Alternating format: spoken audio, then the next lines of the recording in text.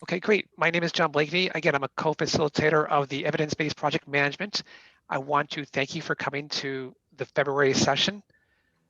Who is going to be presenting is Steve Leybourne.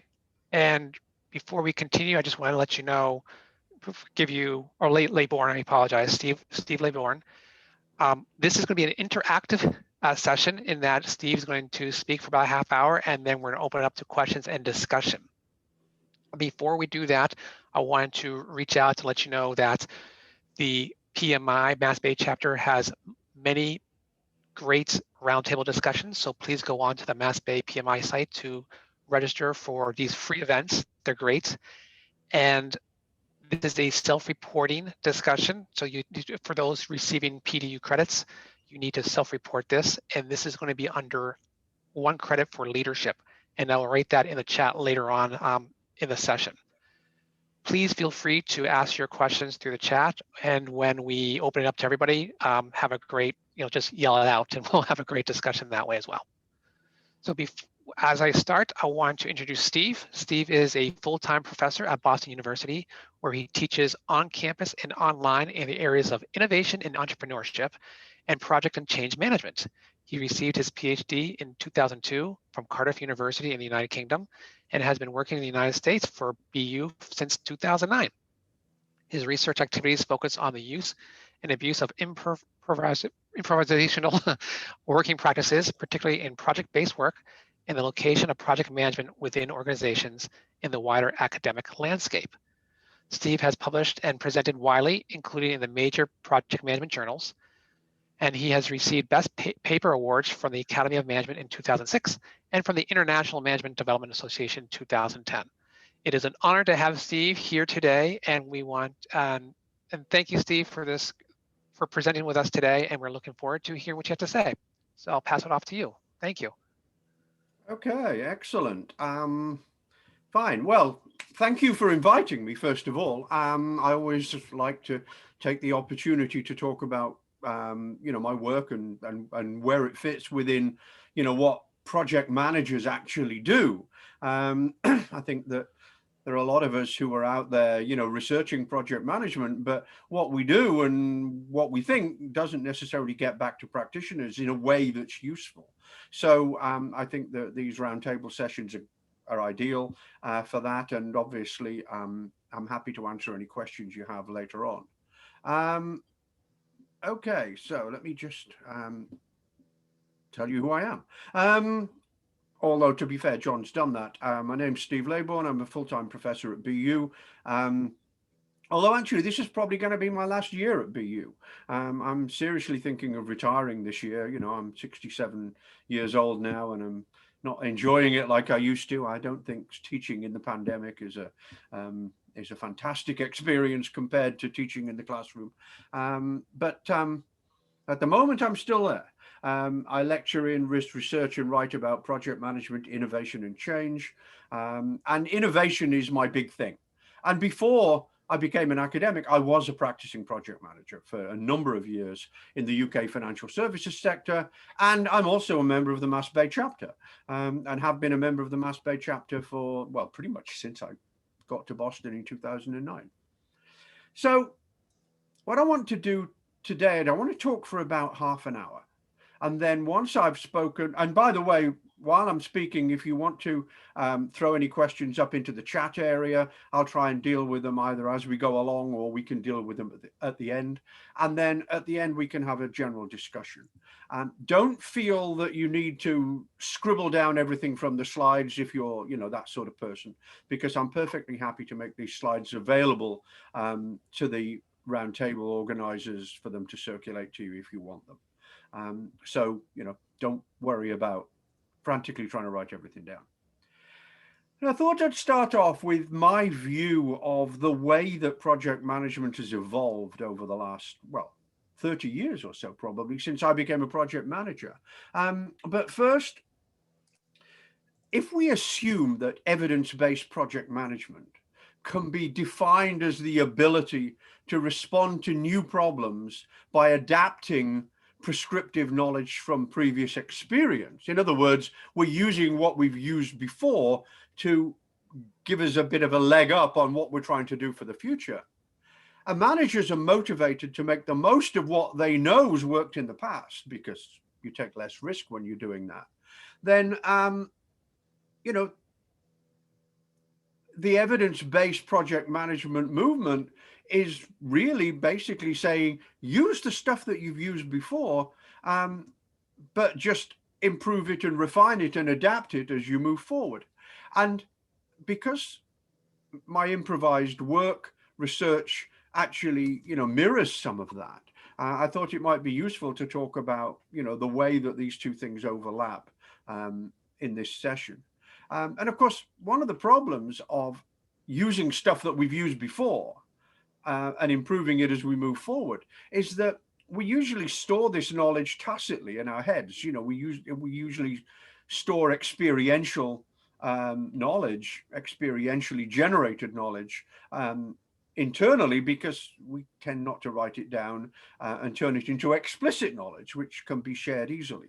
And that's a real problem, you know, when we come to doing this sort of thing. So what it really means is, if you as a project manager, you know, walk out of the door of some organization to take another job, you take a lot of that stuff with you, which is not good for the organization. But of course, it is good for you, because it's basically what you're selling, you know, to get your new job. But project management's changed over the last 30 years or so. When I became a project manager, we did what I call project management 1.0. A focus on process, a focus on planning, executing the contents of the plan with the minimum of deviation, you know, tools and techniques. We had Gantt charts and work breakdown structures, and we planned, and then we tried to follow the plan. And if there was a problem or an issue or an emerging requirement, then what we were supposed to do, according to project management processes and procedures, was to stop, replan, and then set a new end date, which inevitably was later than the end date that you originally had. But actually, what happens in organizations when you work as a project manager is that your project sponsor comes to you and says, hey, Joe, you know, you're working on this project and we want you to deliver this by the 1st of May. Well, actually, we don't want that anymore. We want this instead. And we could really do with it by the 1st of March. And we don't really care how you get there. We just need you to deliver. So the whole process, you know, following the plan thing went out of the window. So we started to move to what I call a project management 2.0 model. And the focus then was on people, was on how good are the people who work in the project, how flexible are they, what skills have they got, and you know, and they can deliver the project. So we started to think about projects as what I call socially constructed entities. They're only as good as the people who are within them. And, you know, the weakest link in the project is usually the weakest person in the team. And if we're focusing on people and people delivering project tasks and activities, because Gantt charts don't deliver project tasks and activities, work breakdown structures don't. You know, they help you to monitor, you know, how things are going, but they don't deliver anything. It's people, motivated people, committed people, people who you can trust to do the right thing within the project framework. They deliver the project. So project 2.0 was about getting people to deliver the project. And the focus was much more on behaviors and managing people rather than managing process. And that's where we've been for a bit. But there's a real shift at the moment, and has been probably for the last few years, towards what I call an emerging project management 3.0 model, where the focus is on ambiguity and uncertainty, and the fact that we start off, you know, delivering a project, and we're not entirely sure what the project's going to look like when we finished it, because, you know, there are emerging requirements, and these projects are happening within turbulent environments, you know, organizational environments. So there's a shift away from structure towards managing emerging requirements, towards dealing with uncertainty, towards dealing with complexity, and the project sort of takes shape as we move forward. And that's a different challenge again, because we're not talking about this is what we're delivering. We're talking about, well, this is what we think we're delivering, but it's almost certain that it's going to change before we get to the end. And so that emerging 3.0 model requires creativity, and it requires, to my mind, improvisation, because you don't stop and replan. You do this stuff as you're moving forward. And that means that the improvisational working model is very relevant here. Okay. So that's the way I see things at the moment over the last 30 years. And so there's a contested space here, as academics call it. There's an argument between planning and structure to ensure processual integrity versus, or pitted against, a looser and more flexible environment that allows improvised solutions.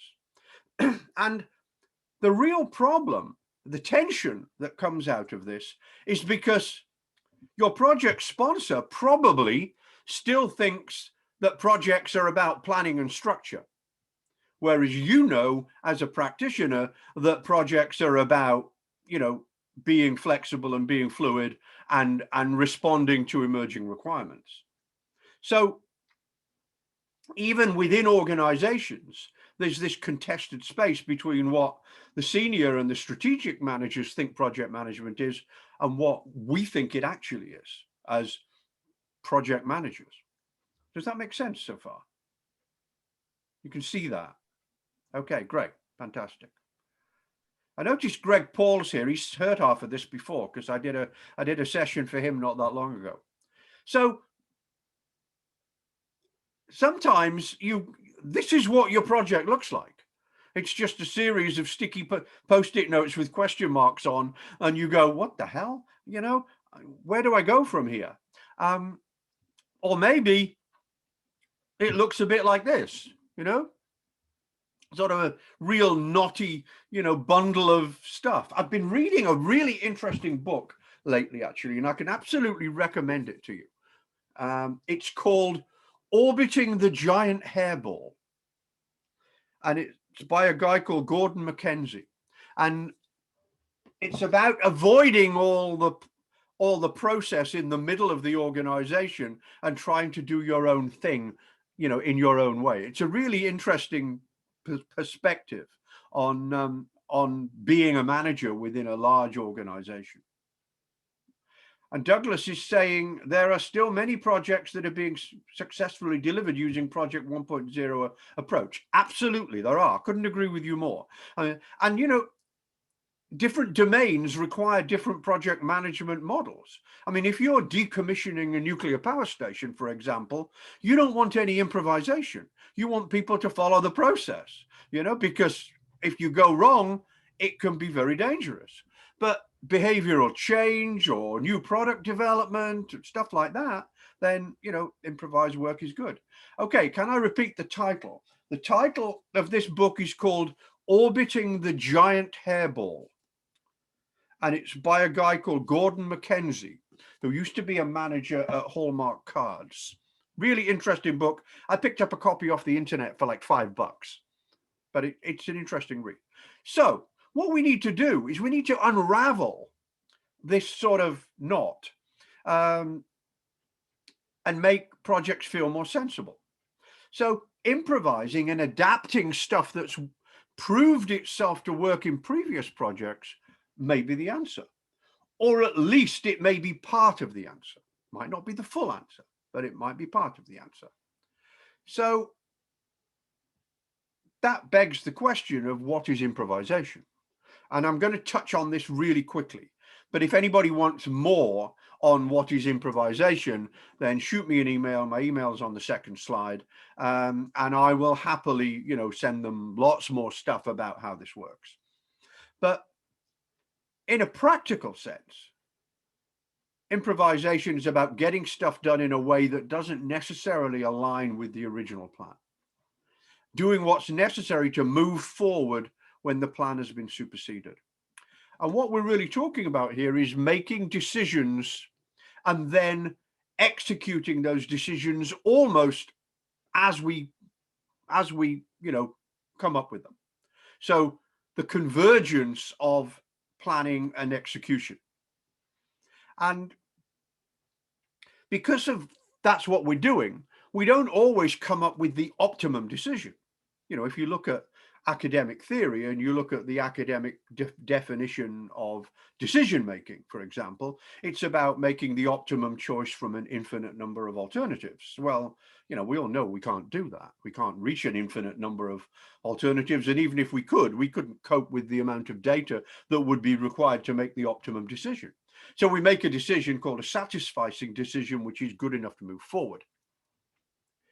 Now, academically, there's a whole bunch of theory that supports a shift towards improvisational work in areas where the plan doesn't meet anticipating emerging requirements or issues. And that theory sort of explains why it's effective. So I want to talk a little bit about that, but only quickly, okay? So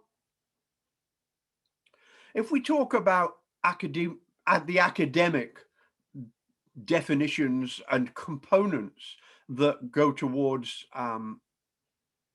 improvised work, the initial three constructs are creativity, as in new ideas about how to achieve things, because you're stepping away from the existing processes and procedures. An intuitive gut feel about what's possible within the structure and resources and capability of the organization. And that comes with experience, because there's no point in trying to do something that is outside of the structure and resources and capability of the organization, but you learn what the capability of the organization is through working in it and through experience. So that intuitive gut feel is actually really powerful. And there are whole books written about intuition, and they're fascinating. But I'm a great believer in an intuitive gut feel for what will work in a particular set of circumstances, especially from someone who's been there and done it and, and got the t-shirt. And then the third thing is something called bricolage, which is basically, it's a French or Spanish word that means do it yourself, but it's actually, in the academic sense, about making the best of whatever resources you have to hand. Because if you're going to decide what to do and then immediately do that, you don't have time to get additional resources to help you to do that. You have to make do with what you've got, with the resources you've got. Those resources may be physical resources, maybe financial resources, maybe human resources, the people on the team, but basically you're working with what you've got. Okay, so those are the initial three constructs.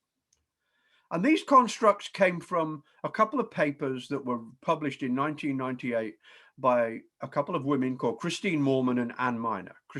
They were at the University of Wisconsin at the time, but Christine Moorman now works at Duke, and I think Ann Miner's retired, but they defined improvisation as the degree to which composition and execution converge in time. In other words, it's about deciding what to do and then executing it almost immediately. And in fact, as near immediately as you possibly can. And then in 2001, another paper came out which sort of expanded on this, and Moorman and Miner, along with another woman called Paula Bassoff, said, okay, we're still with creativity and intuition and bricolage, but there are some other elements as well that are important. Adaptation, as in adaptation of existing routines. And this is where we start to align with the evidence-based management stuff. Compression, because we often use improvised work to compress timescales, claw back time overruns by simplifying and shortening steps in the process. Innovation, as in deviation from existing practices and knowledge. We're stepping away from the original processes and procedures to try and do something differently and better. And that leads to learning, because if it works, we've learned something for the next iteration of the project management cycle.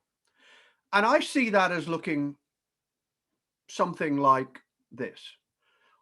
creativity, intuition, and bricolage are the sort of inputs. You know, we have some creativity, we have an intuitive gut feel for what will work, we have the resources that we have at hand. They're inputs into the process. We then have adaptation and compression and innovation. They're really processes, adapting something we've already got, compressing time, innovating. And that hopefully, if it's successful, leads to learning, and that learning can be fed back into the next iteration of improvised work. And if we learn, and we learn well, and our improvisational activity works well, and this is a whole other subject, the learning that we generate is what I call emerging best practice. So what we're doing is we're developing a new and better way of doing things, which we can capture and use for the future. And over the years, I've looked at the adaptation part of this quite closely. And it seems to me that adaptation is also an input for evidence-based management, because we have this library of adaptable previous interventions, if you want to call them that, or previous routines that we've used that we hold up here, and we can adapt those to new situations. And that is, you know, very much in the spirit of what evidence-based management is about. Does that make sense so far? I hope Sounds good to me. Okay, well, that's good. Okay. By the way, somebody's asking, do we have a repository link to access the forum's excellent presentations? I'll let you answer that one later, John. So, at the beginning of the session, if we said that evidence-based project management can be defined as the ability to respond to new problems by adapting prescriptive knowledge from previous experience, and that's essentially what the definition of evidence-based management is, then adaptation becomes important, because adaptation uses that library of prescriptive knowledge that we've built up through experience. And if adaptation is important, then if it's part of the whole improvised work thing, then improvisation is important as well. And, you know, when I did my research into this over 20 years ago now, I went around 6 different financial services organizations to talk about improvised work. And I interviewed over 100 different people at various levels within the project domain around these 6 different organizations, and every one of them said that they improvised.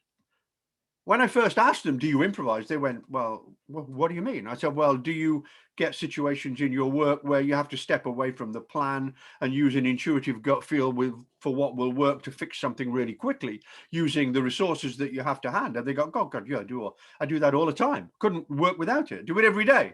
You know, so it's there. It's just that we didn't really recognize what it was structurally, if you want to look at it that way. So improvised work is important. And that leads us to new skills.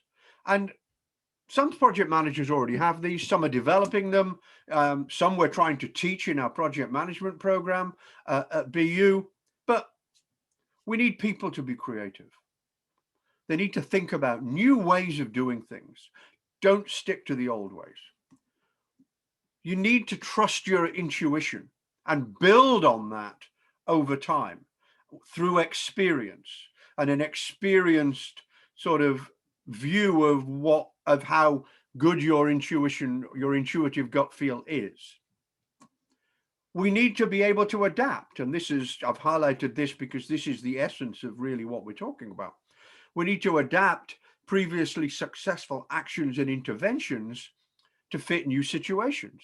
You know, we come across things in projects and we look at this and go, oh, okay, this is a bit like this thing I did 18 months ago in such and such a project. It's not quite the same, but it's sort of similar.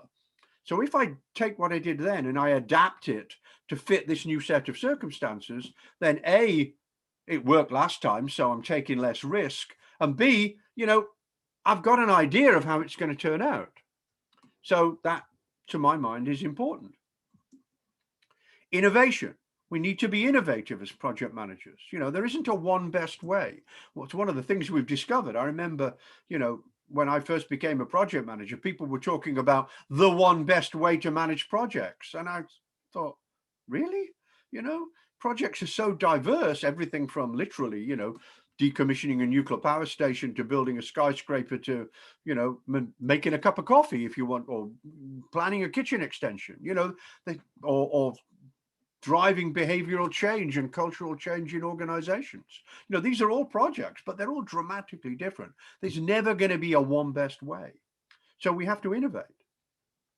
And this application of prior learning, reusing good stuff that's worked in the past and avoiding the stuff that didn't, of course, you know, because there is stuff that you've tried in the past that didn't work particularly well. And you have to, you know, you have to either modify that so it does work, or just think, okay, that's not going to work this time. We'll put that on the back burner. So these are all skills that project managers need, in my view, which links with improvised work. These skills are all linked with the theory that underpins organizational improvisation, which adapts existing evidence-based knowledge. So, you know, it's important in the evidence-based world. So that's pretty much as I wanted to say. I thought that it would be useful to allow plenty of time for discussion and questions, because I usually find that when I talk about this stuff, there are lots of questions. Some people agree with this, go, oh yeah, we need this. I've been doing all this for years, but I didn't really understand what I was doing. And this sort of puts a framework around it. Other people are saying, oh, I'm not sure about that, you know. So let's talk about it. I'm open to questions, either through the chat or, oh, excuse me. Steve? Yes. Dave here. I have a question. When you talk about, and I find it interesting, when you're in a situation, you got to go with your gut feeling on what's going to work. I find that's a very interesting position, because if you're someone who's been doing project management, you've dealt with some serious complexities, your gut is probably more dependable and you're more confident in it.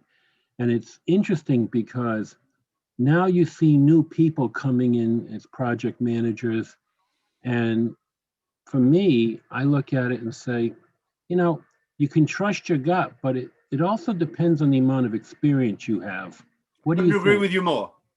Yeah, I mean, you know, you've got to lead people into this. You know, somebody on the first day on the job, you know, they've got to learn, they've got to build experience, they've got to follow the rules. But as we get more mature in our project management knowledge base, then, and we have more to fall back on, and we understand, you know, what has worked for us in the past and what doesn't, then we start to refine our intuitive gut feel for what will work and what won't through experience. And I think that's a really important point. You know, we don't allow people just to start to use an intuitive gut feel, you know, in the first day on the job. You can't do that. Your question, Dave, or your comment. Does anybody else have anything they want to bring up? Any other questions, comments?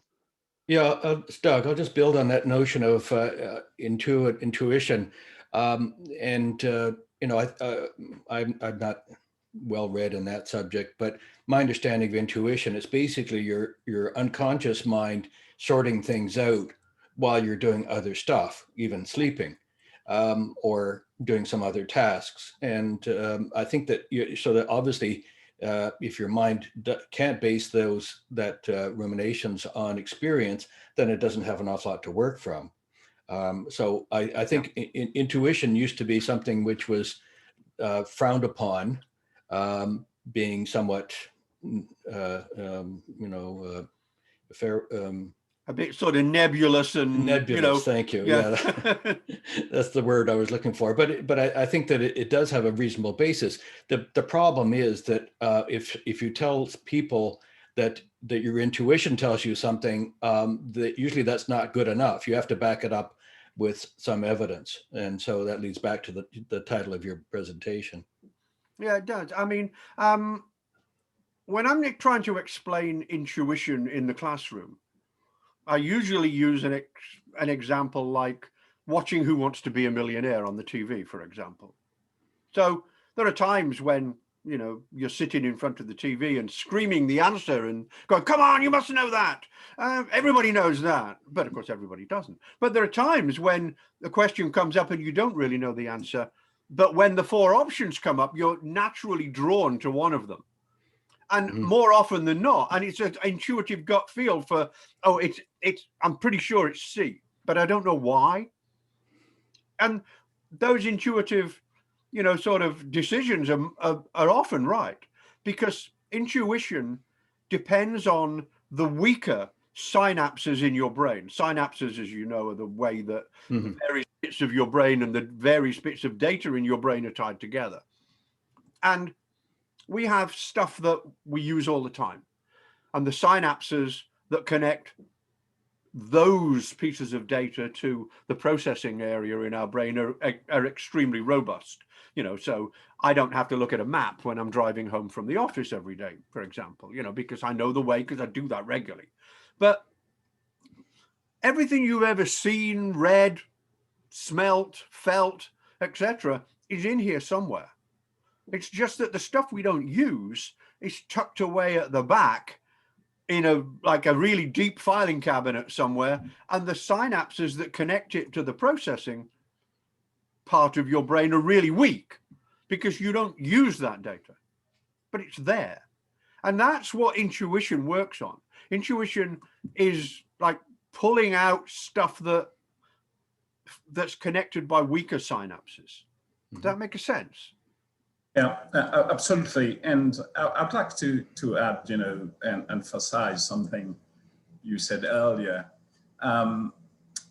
Because intuitions or gut feeling is going to be based on your experience or your tacit knowledge that you're pulling there without even, knowing. It's sort of in the subconscious. Yeah, absolutely. And if you're a project manager, you will see that your intuition and gut feeling will become better and better with experience. So in evidence-based management and project management practice, what we're saying is that now this is an important element of the applications of evidence-based, because experience will play an important role in this. Another thing that is important in evidence-based is analytics, data analytics. Do you have time to get some data to make that decisions? From an organizational routing perspective, in many situations, you won't have time for some decisions to pull this data or to take a look at, is there any scientific research out there or discoveries that I can integrate in what I'm doing here. But we have to understand that intuition is going to play an important part of it. And it is an integral part of the decision-making process that we're telling project managers, you should take a look at this and see how you can, bring data. Can you use that research that has been done before? So that's perfect conversation. I think that you raise a very interesting point, because I constantly have discussions with one of my colleagues who runs our applied business analytics and data analytics programs at the master's level. And he said, no, everything's about data. There's so much data out there, you don't need to make decisions unless you've got all the data.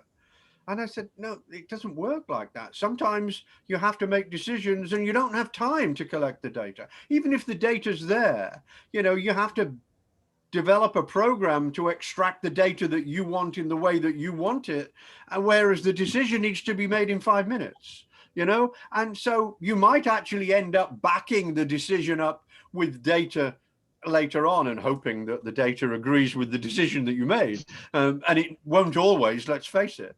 But there are times when we don't have time to rely on the data, you know? If you think about it, 20 years ago, Mary Jo Hatch was talking about data overload and the fact that, you know, unbounded rationality and the fact that you can only cope with so much data at once. And of course, their argument now is, well, because computers are doing the data, you can have loads of data. But data's fine, but you have to still be able to interpret it and derive meaning from it. And we're not there with that yet, and certainly not on a semi-instantaneous basis. Absolutely. So there's a real tension there. You know, there's a real, you know, argument between the data scientists of this world and the intuitive project managers. Yeah. It looks like we have questions here. Alexandra and Adele. Alexandra. Thank you. Can you hear me? Yes, I can hear you. Great. Hi, Stephen. I just wanted to add to the conversation about the whole experience level. I agree that experience plays a role, and that's how we're able to manage our projects and all that. But I also think that for someone to completely manage their project based on intuition, they have to be a subject matter expert, or they have to know their project for a long time. And the reason why I say this is because I have some data to back up what I'm saying, is that if you are an experienced project manager and you switch industries, gut will lead you to the right answer, but you don't know why exactly. And that's where we use the data.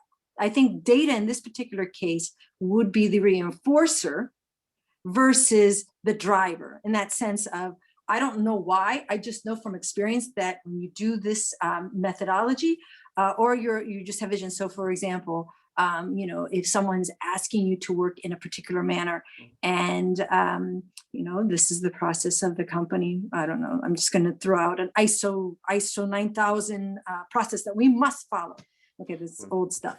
But, you know, I absolutely agree with you. I'm not advocating that we shouldn't plan. You know, you have to plan at the beginning of a project, and you have to have a project plan.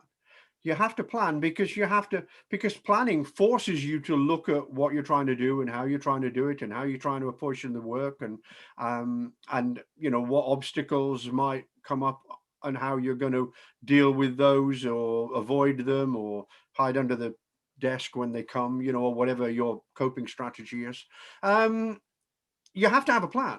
But what I'm saying is, don't expect that plan to be set in stone, because things will change. Oh, no, I'm agreeing with. And when things change, then that's when a lot of the intuitive and improvisational stuff can help.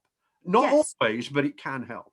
Yes, and actually I was piggybacking on that. I was agreeing with that, stating that, and if we look at the minutia of that, usually what I have found just from the data that I have gathered is that if you're very experienced and, you know, when you're very comfortable in your role, you could be there 20 years, something like that, you know your job. And that's because it's through experience, and it's data driven too. It's just that it's just become part of your natural routine, your DNA and all of that.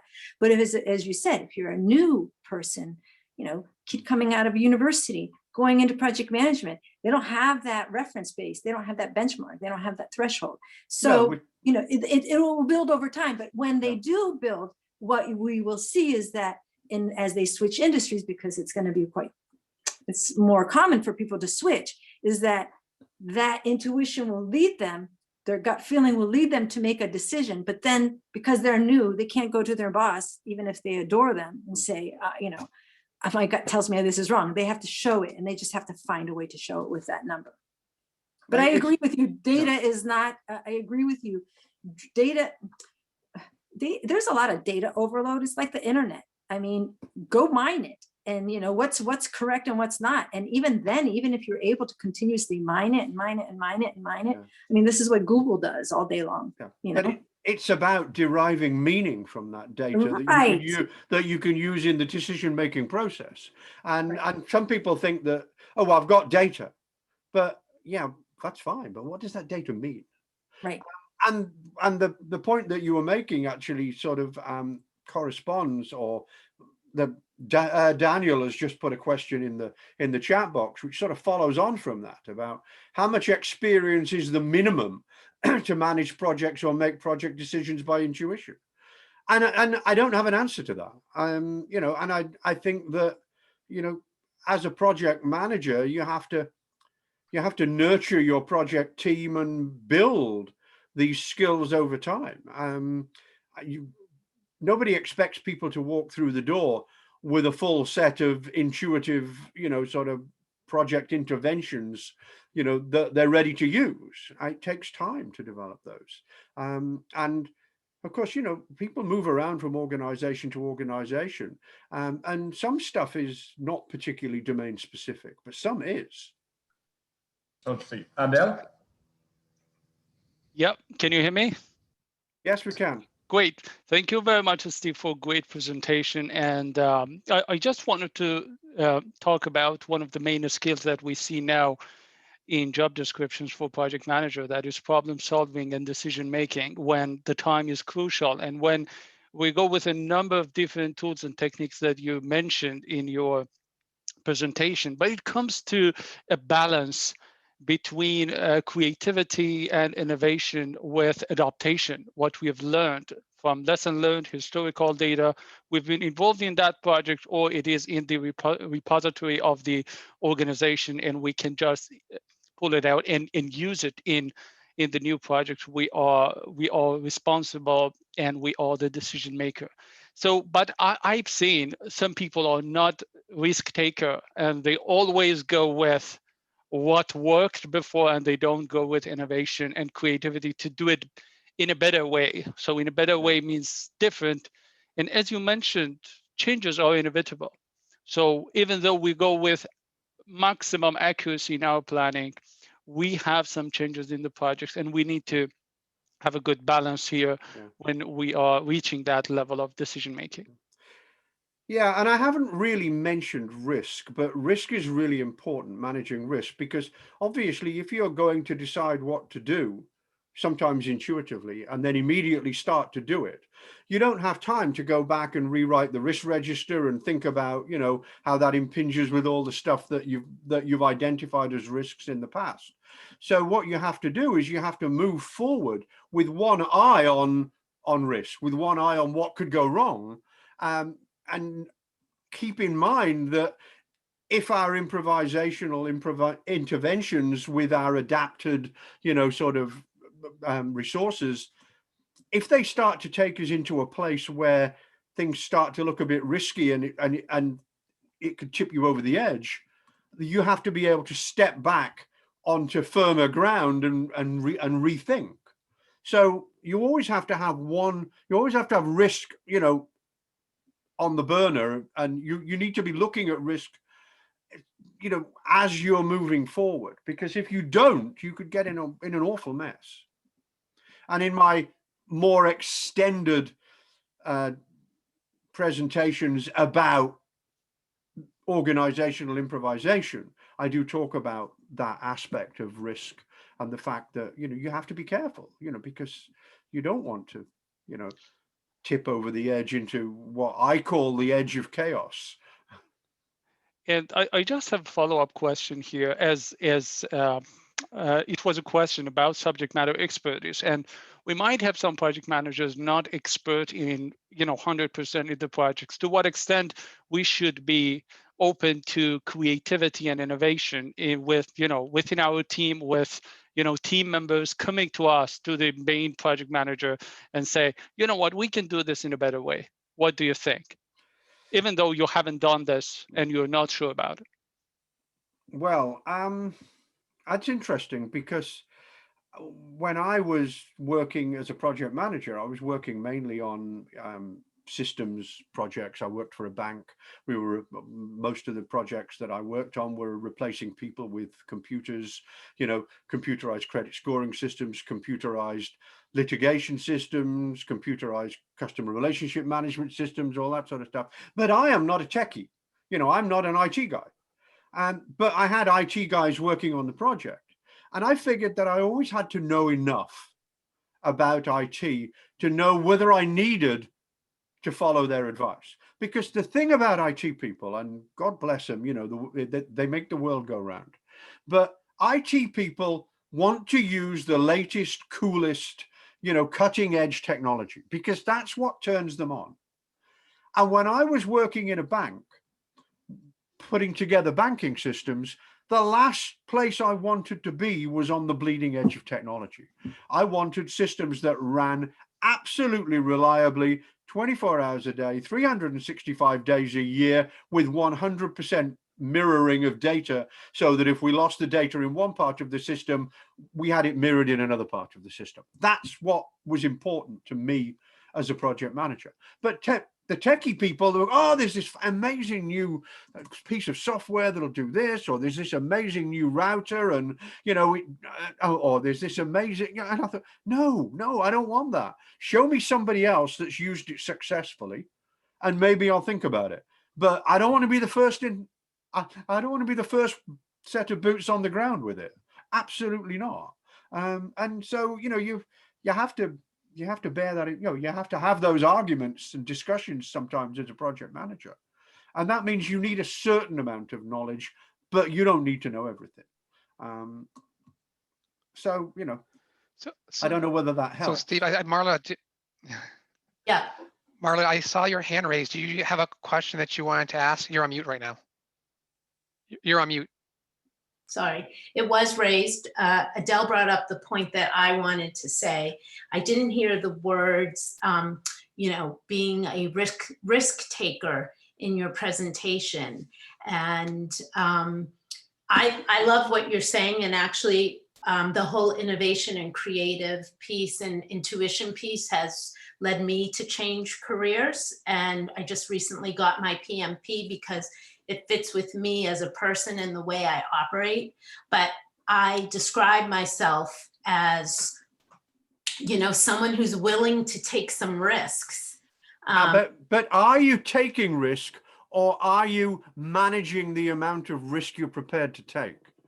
Because that's what project managers do. I think it's both, because I think if you yourself aren't willing to put yourself out there with your intuition and you know, and your gut feelings, and you're putting out your creative side to yourself, you are going to be stuck only in the data. And but I agree, you have to have this threshold. You can't just, you know, you can't go at this blindly and just like throw out everything and just say, well, I'm a risk taker and I'm just gonna blah blah blah. But the things you spoke about were very comfortable to me. And I believe that to be true because I'm willing to take some risks. Maybe that's the way I have to say that. Okay, and one of the reasons why I like to do these talks is that improvisation has always been around, and improvisation requires stepping away from the plan and taking some risk based on your intuition, hopefully managed risk. Okay, but one of the problems in organizations, certainly when I started talking about this, is that improvisation sometimes works, but sometimes it doesn't. Okay, as you get better, it works more than it doesn't. But you know, sometimes it works and sometimes it doesn't. Now, as an academic, my view is learning what doesn't work is just as important as learning what works. But to a senior manager, they're not interested in what doesn't work. They're only interested in success. Okay, so if you step away from the plan, and don't forget that the plan is something that was created communally. You probably didn't draw up the plan on your own. There were a group of people who drew up the plan. So if the plan doesn't work, there's shared responsibility for the failure of that plan. But if you're improvising and you're improvising individually and it doesn't work, then you bear sole responsibility for that. And the first thing your manager is going to do is say, what the hell were you doing? We've got a plan to follow. You know, where were you? You know, and so trying to build awareness of the fact that plans are not set in stone. Things do change. We do have emerging requirements. We do have project sponsors that come down from their ivory towers and say, hey, you know, we don't want that anymore. We want this instead. And we want it as fast as possible. You know, that's the reality of working in projects, as I'm sure you've realized. So you have to be careful. So, you know, risk is always on your mind, because you don't want to be the one who's nailed up, you know, crucified against the wall for stepping away from the plan and it not working and being made an example of because of that.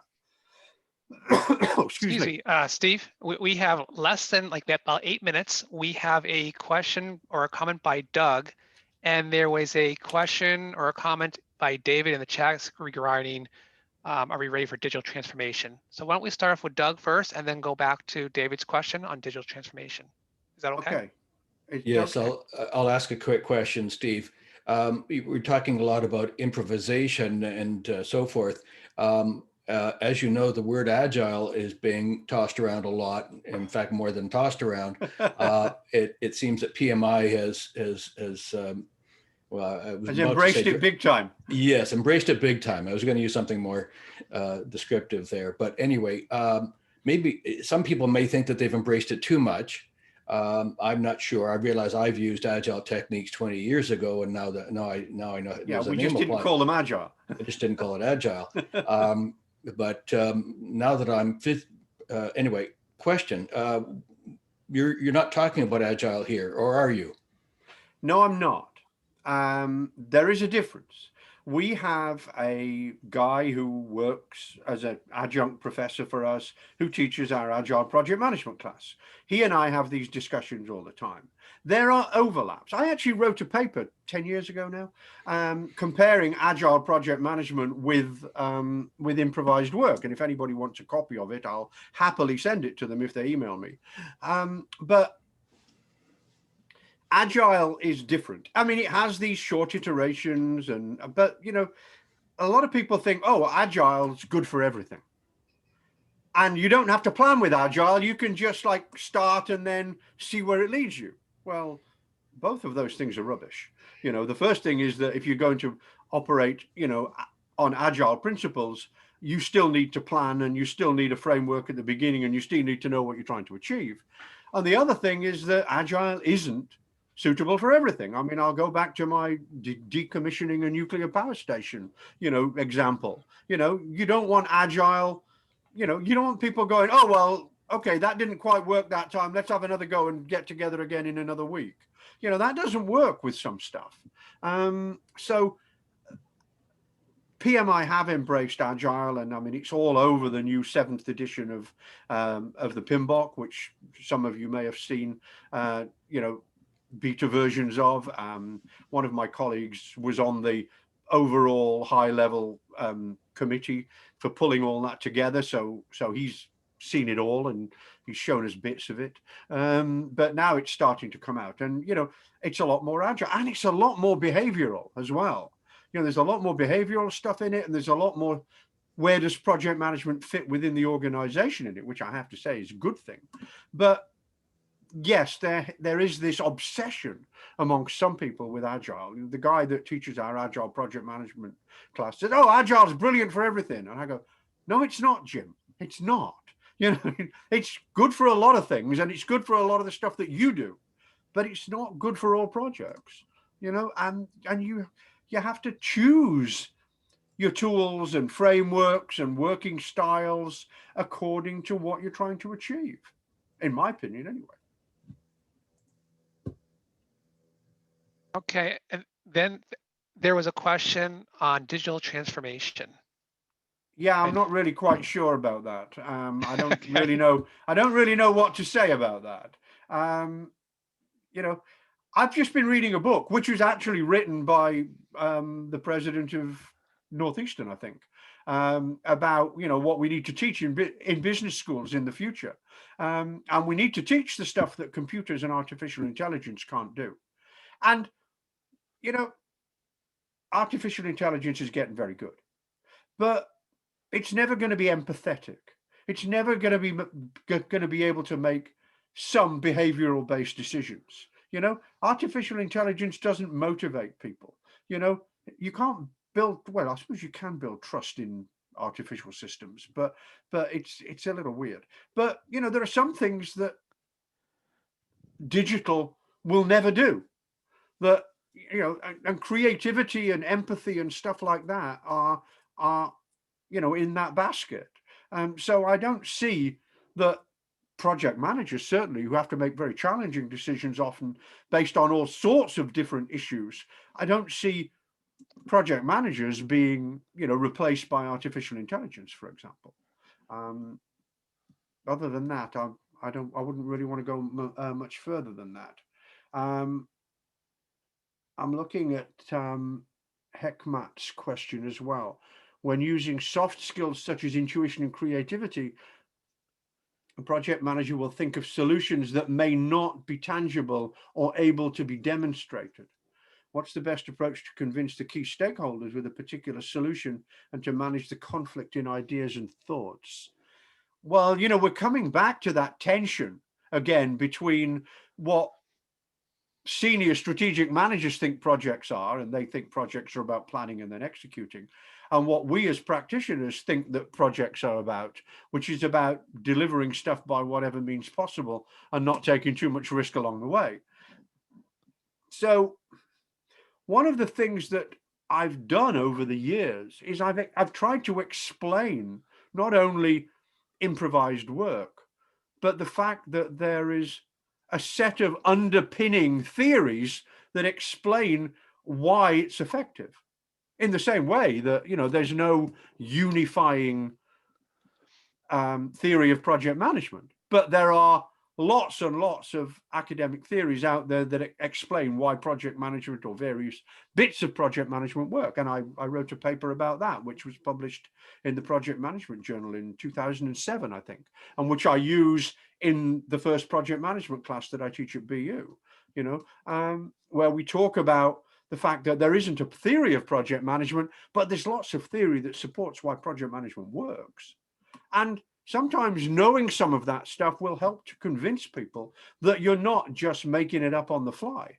You know, you are actually depending or relying on something that's reasonably academically robust, you know, based on extant, you know, empirical research and empirical data.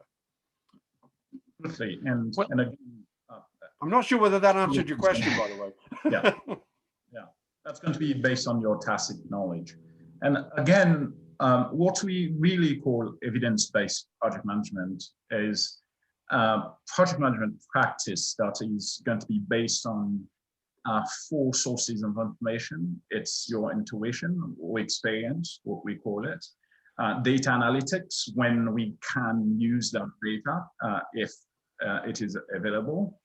Scientific research, is it possible to integrate that scientific research within the decision-making process? And of course, stakeholders' input is going to play an important role. And if every time you integrate those 4 sources of information, when possible, sometimes you're going to make trade-offs, sometimes you will see that data analytics, you know, is the best source of information, but sometimes it's your experience that's going to help you the most. I think that project management is really interesting, and it's why most of us got into it, because it's a really interesting, you know, it's really interesting work because it spans different departments. You need different sets of skills. You need to be able to manage people from all areas of the organization, plus of course, you know, outside people, suppliers and external customers and such like.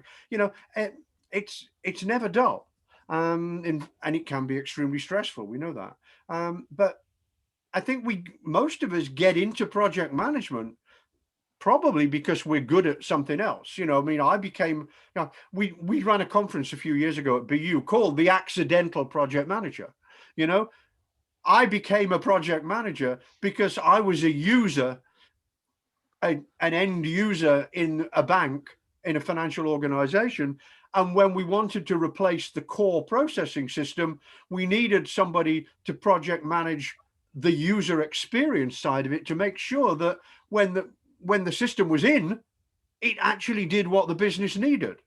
So I was that guy. And we also had an IT project manager who managed the systems to make sure all that worked. But my job was to make sure that the systems actually delivered what the business required. And if it doesn't, there's no point in doing stuff, you know? And so my job was beating back the techie people and saying, no, we don't need that. We need something that will actually administer the work that this department or, you know, this organization does. And I became a project manager because I was in the wrong place at the wrong time, maybe, you know, and because I worked for a bank in the 80s, you know, they sent me on a bunch of training courses and, you know, and data analysis courses and that sort of thing, so I could understand. But when I look back on that project management training now, it was all about planning and then executing. It was all about what I call PM 1.0. We've come a long way since then. That's a fantastic way to frame it, and an excellent conversation. Thank you very much, Steve, for being here today, and thank you to all of you for attending. Yes, thank you for coming. It's always good not to talk to yourself. Absolutely, and I hope to see you all in our next roundtable next month. That's going to be the third Thursday every month. So thank you very much, John, for facilitating this. Okay, I will send my slides to you, John. Sure, that'd be great. Okay, I'll send my slides to you, and then you'll be inundated with one person asking for them. That's probably. Great. Thank you, Steve. And thank and you by the everybody. way, on the second slide, along with my email, there's a link to my publications page at BU. So there's lots of stuff on there that you can download. And obviously, if you have any questions, shoot me an email.